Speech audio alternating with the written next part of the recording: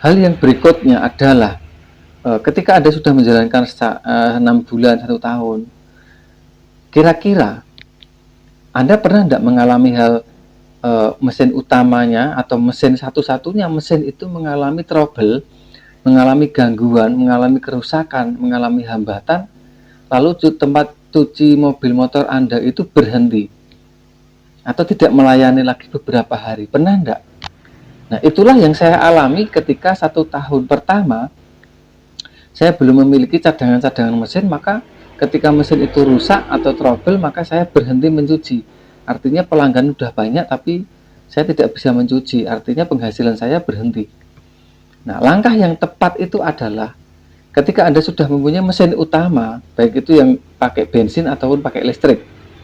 Mas, kalau pakai listrik berarti harus dinaikkan ya Mas? Ya harus dinaikkan, namanya juga usaha. Usaha itu kan mengupayakan atau membuat upaya ya agar menghasilkan uang, namanya usaha. Kalau Anda tidak mengusahakan sama sekali, listriknya cuma 450 watt, 900 watt, itu tidak bisa untuk usaha. Itu. Kemudian mesinnya cuma satu aja. Apakah harus mesin besar semua? Tidak. Nah, makanya harus ada 2 mesin. Yang satu itu mesin utama, yang kedua itu mesin untuk cadangan. Mesin BBM pakai bensin atau pertalite, yang kedua adalah pakai listrik. Nah, ketika Anda sudah menjalankan 1 tahun, Anda akan berpikir, eman-eman kalau sampai usaha itu berhenti. Nah, kenapa? Karena mesin utama itu juga sebenarnya tidak bisa diforsir, dan mesin cadangan itu juga tidak bisa digunakan menjadi mesin utama. Artinya apa? Artinya mesin utama dan mesin cadangan itu harus bergantian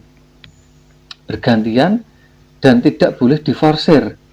Nah, karena pengalaman saya ketika pakai Lakoni, kemudian saya pakai iPower, kemudian mesin-mesin elektrik yang kecil seperti Lakoni 100, Lakoni 70, kemudian Karcher, kemudian pakai Netflix ya. Itu satu lagi apa namanya, mereknya saya lupa. Sebenarnya mesin-mesin itu dulu ya rusak itu karena saya forsir. Tapi ketika saya sudah mempunyai cadangan 1, 2, 3, 4, hampir sekarang ini jarang tidak ada yang rusak. Karena mesin saya gunakan, saya pakai bergantian. Nah, Anda bisa bayangkan kalau seperti sepeda motor yang digunakan setiap hari terus menempuh jarak yang lama dan juga tidak pernah diservis, tidak pernah dibenarkan, tidak pernah diisi oli, tidak pernah diganti lampunya, kelistrikannya, akinya tidak pernah diganti, maka yang terjadi sepeda motor itu akan menjadi rongsokan. Nah, mesin itu juga seperti itu. Jadi ada mesin 1, mesin 2, mesin 3, mesin 4. Digunakan sesuai kebutuhan semua. Kalau yang datang itu mobil besar seperti mobil-mobil Hilux, Pajero, Innova yang sangat kotor, maka Anda gunakan mesin iPower. Tapi kalau yang datang cuma sepeda motor tidak terlalu kotor, maka Anda gunakan mesin iPower itu untuk menyemprotkan salju sama bilas aja dalam waktu yang sesingkat-singkatnya, dalam waktu yang secepat-cepatnya. Jangan malah disemprotkan terus kemudian menghabiskan air, BBM. Nah, itu tidak bagus karena itu ketika Anda sudah menyadari kalau itu usaha, maka akan berisiko. Kecuali Anda itu punya mesin iPower itu buat keperluan sendiri, tidak ada masalah. Tapi kalau untuk usaha, ketika pelanggan sudah tadinya 5 menjadi 10, menjadi 20, setiap hari nyuci mobil atau motor 20 unit, itu mesin itu namanya diforsir. Nah, dan kalian harus ingat, cuci motor mobil itu ketika mereka datang itu tidak bisa mereka menunggu lama, harus segera dicuci.